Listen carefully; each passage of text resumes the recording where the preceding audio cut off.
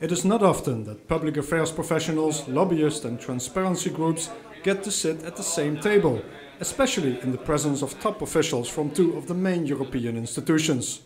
European Commissioner Maros Šefčovič and European Parliament Vice President Silvana Koch-Mehren came to EurActiv's offices to shed light on a new joint Parliament Commission initiative to boost transparency.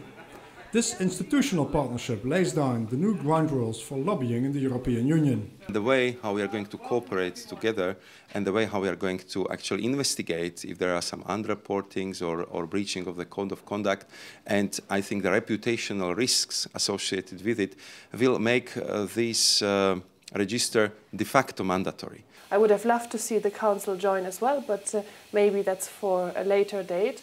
And not 100% of the wishes, so to say, have been fulfilled, but I think it's an important step in the right direction, and I see other developments coming later then.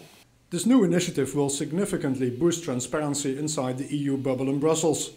But still, critics argue that it's not enough. Registration should be mandatory, they argue, not voluntary.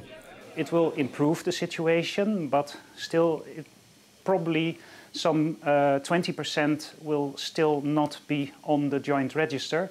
So in the longer term, Alter EU thinks that there still is a need for a mandatory register.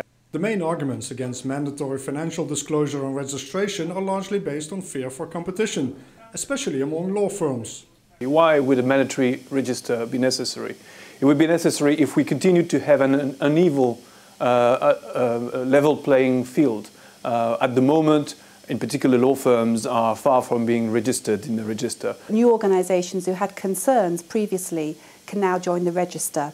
It also helps that they've changed the name and now it's referred to as a transparency register rather than being referred to as a register of interest representatives. That posed a problem for some organisations in particular.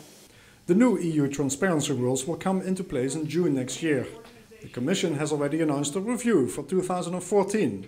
Just in time for the next round of European elections. Raymond Franken, EurActiv, Brussels.